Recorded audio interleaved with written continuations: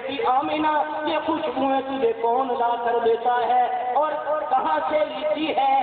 اماں جی رونے لگی اور عرض کرنے لگی ابا حضور میں نے تو بازار کا رستہ بھی نہیں دیکھا، آپ ان خوشبوؤں کی باتیں کرتے ہیں، اگر میں آپ کو بتاؤں کہ میں کیا کیا دیکھ رہی ہوں تو آپ مجھے پاگل کہنے لگے، آپ مجھے دیوانی کہنے لگے، میں بادل دھوپ کے چل رہی ہوتی ہوں، ابا حضور بادل مجھے سایہ کر رہے ہوتے ہیں، میں پہاڑوں کے پاس سے گزر رہی ہوتی ہوں، پہاڑ میرے ساتھ ہم کلام ہو رہے ہوتے ہیں، میں دیواروں کے پاس سے گزر رہی ہوتی ہوں، دیواریں بھی جھک کر سلام کر رہی ہوتی ہیں، ستاروں کی طرف دیکھتی ہوں تو وہ سلام کرتے ہوئے نظر آتے ہیں، اور چاند کی طرف دیکھتی ہوں تو وہ بھی جھک کر ادب کرتا ہوا نظر آتا ہے، اور کعبہ کے پاس سے گزرتی ہوں وہ خوشخبریاں سناتا ہوا نظر آتا ہے، اور آج تک تو بات یہاں تک پہنچ گئی ہے ابا حضور کہ اب میں جہاں پہ تھوک بھی دیتی ہوں وہاں سے بھی خوشبوؤں کی لپٹیں نکلنے لگ جاتی ہیں۔ نعرہ تکبیر، نعرہ رسالت، نعرہ حیدری، نعرہ غوثیہ، نعرہ تحقیق۔ سامعین محترم، اب کچھ پتہ چلا ہے کہ ماشاءاللہ آپ بیدار ہیں، اور میں سمجھتا ہوں یہ ایک تجرباتی بات ہے کہ وہ کسی شاعر نے یہ شعر کہا ہے نا کہ بڑے شوق سے سن رہا تھا زمانہ، ہم ہی سو گئے داستاں کہتے کہتے۔ اگر داستاں کہنے کا ڈھنگ آئے گا تو سامعین پھر خود ہی اس کو سننے پر مجبور ہو جائیں گے، اور اگر داستاں کہنے والا بیچارہ ہی ایسا ویسا ہوگا تو سامعین کو پھر خود ہی نیند آنا شروع ہو جائے گی۔ خیر سامعین محترم، گزارش کر رہا تھا رحمت للعالمین صلی اللہ تعالی علیہ وسلم ابھی دنیا میں تشریف لائے نہیں۔ اماں جی فرماتی ہیں کہ رحمت للعالمین صلی اللہ تعالی علیہ وسلم کے میرے پیٹ کے اندر آنے سے پہلے میں بکریاں چرانے جایا کرتی تھی، بکریاں آگے ہوا کرتی تھی اور میں ان کے پیچھے پیچھے ہوا کرتی تھی، لیکن جب یہ میرا فرزند ارجمند وجہ تخلیق کائنات رحمت للعالمین خاتم النبیین صلی اللہ تعالی علیہ وسلم میرے پیٹ کے اندر آیا ہے تو اب کیفیت بدل گئی ہے، کیفیت الٹ ہو گئی ہے، اب میں آگے آگے ہوتی ہوں، بکریاں میرے پیچھے پیچھے ہوتی ہیں، اور بکریاں چلتی کیا ہے وہ میری ہی طرف دیکھتی رہتی ہے اور شام کو پیٹ بھر کر واپس لوٹ آتی ہے۔ آواز دے تاکہ انہوں نے پتہ لگے تو جا گئے۔ نعرہ رسالت، نعرہ رسالت، نعرہ رسالت، نعرہ حیدری، حیدری، حیدری، نعرہ غوثیہ، سرکار کی آمد، کردار کی آمد، سونے دی آمد۔ سامعین محترم، اماں جی فرماتی ہیں کہ میں ہر روز رات کو یوں محسوس کرتی کہ جیسے جنت کی حوریں اترتی ہیں اور مجھے سلامیاں پیش کرتی ہیں، اور رحمت للعالمین صلی اللہ تعالی علیہ وسلم کے طفیل روایات میں آتا ہے، اماں جی فرماتی ہیں کہ مجھے ان تمام عورتوں کی جو رحمت للعالمین صلی اللہ تعالی علیہ وسلم کی ولادت باسعادت سے پہلے برگزیدہ گزری ہے، خواب میں مجھے زیارت بھی کروائی گئی ہے۔ سامعین محترم، میرے آقا بھی دنیا میں تشریف لائے نہیں، اللہ رب العزت انبیاء کا انتخاب بھی خود فرماتے ہیں، پھر انبیاء کی حفاظت بھی اور آپ کے خاندانوں کی بھی حفاظت اس طریقے سے فرماتے ہیں کہ کوئی بھی انگلی اٹھانے والا انگلی اٹھا سکتا نہیں۔ رحمت للعالمین صلی اللہ تعالی علیہ وسلم فرمایا کرتے تھے کہ میرے صحابہ، میں تم سب میں حسب و نسب میں سب سے اعلیٰ اور بہتر ہوں، اور میرے آباء و اجداد میں میری امہات میں گناہ کا کوئی بھی شیبہ نہیں ہے، بلکہ روایات میں آتا ہے گناہ تو دور کی بات ہے، گناہ تو دور کی بات ہے، میرے آقا کے شجرہ اطہر میں کوئی ناشکرا بھی قریب اللہ رب العزت نے آنے نہیں دیا۔ اس کا اندازہ اس واقعے سے لگایا جا سکتا ہے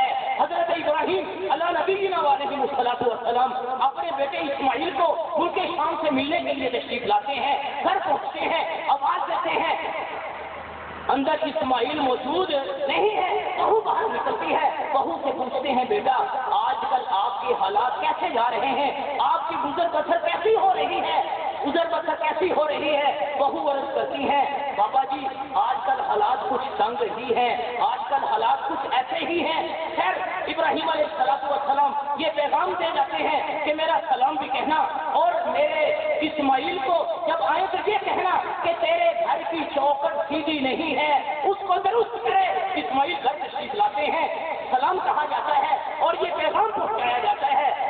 इस्माइल अलैहिस्सलाम फरमाते हैं चौखट कौन है, वो तू है और वो मेरी बीवी है, मैं तुझे तलाक देता हूँ। इस्माइल अलैहिस्सलाम की फिर शादी होती है, कुछ अर्सा गुजरता है, इब्राहिम अलैहिस्सलाम अपने बेटे को फिर मिलने के लिए तशरीफ लाते हैं, आवाज देते हैं, इस्माइल फिर घर में मौजूद नहीं है। बहू बाहर निकलती है, पहली बहू ने भी झूठ नहीं बोला था, हालात वाकई तंग थे, लेकिन ये बात भी नाशुक्री के जुमरे में आती है। अल्लाह रब्बुल इज्जत इस हाल में भी रखे, इस जैसे भी रखे, इसको रखे, हर हाल में अल्लाह का शुक्र अदा करना चाहिए। इसलिए कि अल्लाह रब्बुल इज्जत ने नेमत के बढ़ने का, नेमत की तरक्की का राज ये बताया है, अगर मेरी नेमतों का मेरे बंदो शुक्र अदा करोगे मैं उनको बढ़ाता जाऊंगा। और अल्लाह रब्बुल इज्जत की नेमतें हमारे ऊपर हैं कितनी, अल्लाह रब्बुल इज्जत अपने पाक कलाम में फरमाते हैं कि मेरे बंदो अगर तुम मेरी नेमतों को गिनना चाहो, शुमार करना चाहो तो मेरी नेमतों को गिन नहीं सकते हो, शुमार नहीं कर सकते हो। सारी नेमतें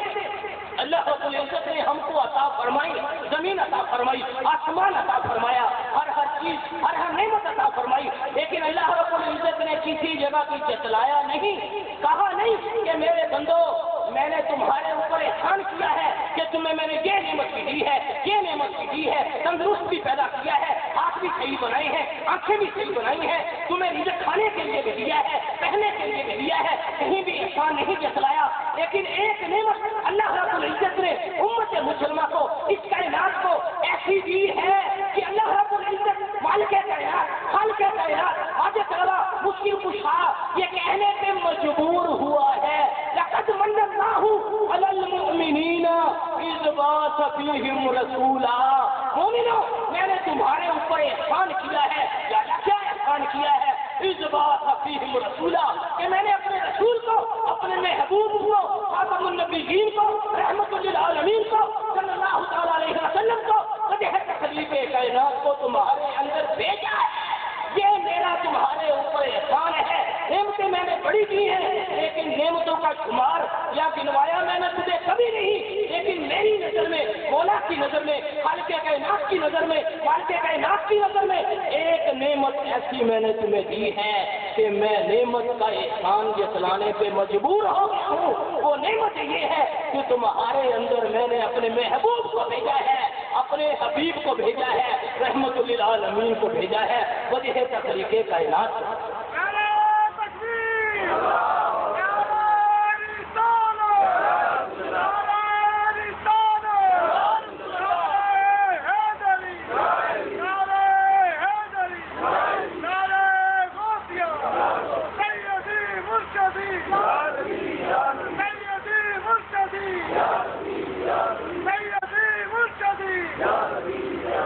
सामीन मोहतरम 5-7 मिनट में इंशाअल्लाह अज़ीज़ हम अपनी बात को ख़त्म करने की तरफ आएंगे। आप मज़ीद तवज्जो फरमाएं। मैं अर्ज़ कर रहा था कि अल्लाह रब्बुल इज़्ज़त ने मेरे महबूब के शजरे अतहर में किसी नाशुक्रे को भी आने नहीं दिया। दूसरी दफ़ा आए इब्राहीम अलैहिस्सलाम और ये फरमा गए, बहू से पूछा, हालात की तंगी के बावजूद बहू ने कहा हालात बड़े अच्छे हैं, अल्लाह पाक का बड़ा ही शुक्र है, करम है, एहसान है। शुक्राने के लफ्ज़ अदा किए। इब्राहीम अलैहिस्सलाम फरमा गए कि बेटी इस्माइल आए तो मेरा सलाम कहना और कहना कि तेरे घर की चौखट सीधी है, इसकी हिफाजत करना। इस्माइल अलैहिस्सलाम आए, अब्बा हुजूर का पैगाम पहुँचाया कि अब्बा ایک بابا جی آئے تھے ملک شام سے، یہ پیغام دے گئے ہیں کہ ایک تمہیں سلام کہہ رہے تھے اور یہ فرما رہے تھے تمہارے گھر کی چوکٹ سیدھی ہے، اس کی حفاظت کرنا۔ فرمانے لگے کہ تو ہی میری چوکٹ ہے، تو میری بیوی ہے، تیری حفاظت کرنے کے لیے یہ میرے ابا حضور تھے، وہ فرما گئے ہیں۔ اب علماء نے لکھا ہے کہ یہاں پہ پہلی بیوی نے بھی سچ بولا تھا، حالات واقعتاً کم تھے، اتنی کوئی بڑی بات نہیں تھی، لیکن طلاق ہو گئی۔ دوسری نے بھی سچ بولا تھا، لیکن بہرحال اللہ رب العزت کی مرضی۔ علماء نے لکھا ہے کہ اللہ رب العزت نے اپنے پیارے محبوب کو ان خاندان سے بھیجنا تھا، حضرت اسماعیل علیہ نبینا علیہ السلام کے ذریعے سے دنیا میں بھیجنا تھا۔ اللہ رب العزت کو یہ گوارا نہیں تھا کہ میرے محبوب کے شجرہ اطہر میں کوئی ناشکرا بندہ بھی داخل ہو۔ میرے آقا صلی اللہ تعالی علیہ وسلم دنیا میں تشریف لائے، ماہ ربیع الاول میں تشریف لائے، 12 ربیع الاول کو تشریف لائے، صبح صادق کے وقت تشریف لائے۔ علماء نے لکھا ہے صبح صادق میں نقطہ کہ میرے آقا صبح صادق کے وقت تشریف لائے، جس طریقے سے صبح صادق کے بعد اور کوئی صبح نہیں ہے، اس طریقے سے رحمت للعالمین خاتم النبیین صلی اللہ تعالی علیہ وسلم کے بعد اور کوئی نبی بھی نہیں ہے، یہ خاتم النبیین ہے۔ آپ نے فرمایا نا خاتم النبیین لا نبی بعد، میں آخری نبی ہوں اور میرے بعد کوئی نبی نہیں آئے گا، اگر آئے گا تو وہ لعنتی تو ہو سکتا ہے، جھوٹا تو ہو سکتا ہے، کذاب تو ہو سکتا ہے، قادیانی کانا تو ہو سکتا ہے، لیکن وہ سچا نہیں ہو سکتا۔ میں آخری نبی ہوں صلی اللہ تعالیٰ علیہ وسلم ہوں۔ خیر صبح صادق کے وقت تشریف لائے، اور ایک اور نقطہ علماء نے لکھا ہے کہ جس طریقے سے میرے آقا تشریف لائے صبح صادق کے وقت، سورج طلوع ہوتا ہے آسمان کا اور ساری دنیا کو روشن کرتا ہے، اس طریقے سے میرے آقا صلی اللہ تعالیٰ علیہ وسلم کا نبوت کا وہ نور اور نورانی سورج اس طریقے سے طلوع ہوا کہ پھر آپ کے نبوت والے نور سے ساری کائنات کو آپ نے روشن فرما دیا۔ آپ کے بعد کسی روشنی کے حوض کوثر پہ آ جانا، میں اپنی امت کو جامع کوثر پلا رہا ہوں گا۔ عرض کیا ابا حضور اگر وہاں بھی ملاقات نہ ہو، فرمایا بیٹی پھر پل صراط پر آ جانا، میں اپنی امت کو پل صراط سے گزروا رہا ہوں گا۔ عرض کیا ابا حضور اگر وہاں بھی ملاقات نہ ہو تو پھر آپ نے فرمایا صلی اللہ علیہ وسلم نے بیٹی پھر میدان پر آ جانا، میں اپنی امت کے اعمال کو تلوا رہا ہوں گا، ان کو جنت میں بھجوا رہا ہوں گا۔ عرض کیا ابا حضور اگر وہاں بھی ملاقات نہ ہو تو پھر کہاں ہوگی؟ آقا نے صلی اللہ علیہ وسلم نے فرمایا بیٹی پھر تم جہنم کے دروازے پر آ جانا۔ حضرت فاطمہ نے کہا ابا حضور آپ اور جہنم کے دروازے کے سامنے آپ کیا کرنے کے لیے جائیں گے؟ آقا نے فرمایا صلی اللہ علیہ وسلم نے رحمت للعالمین نے فاطمہ نے فرمایا بیٹی فاطمہ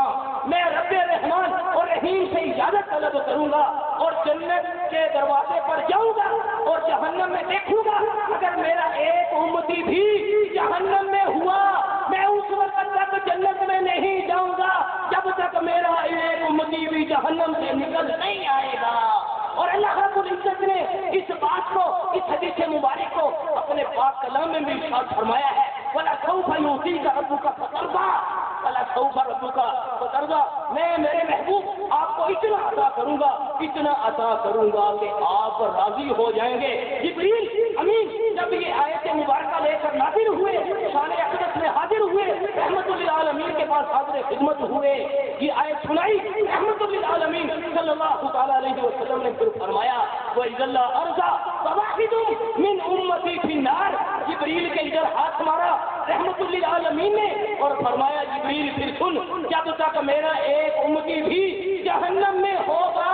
میں جنت میں اس وقت تک نہیں جاؤں گا، میں اس وقت تک رب سے راضی نہیں۔ بھائیو ہمیں ایسے نبی ملے، ایسے آقا ملے، رحمت للعالمین ملے، خاتم النبیین ملے، تمام اوصاف خوبیوں کے کمالات کے مجمع ملے، سب کچھ خوبیوں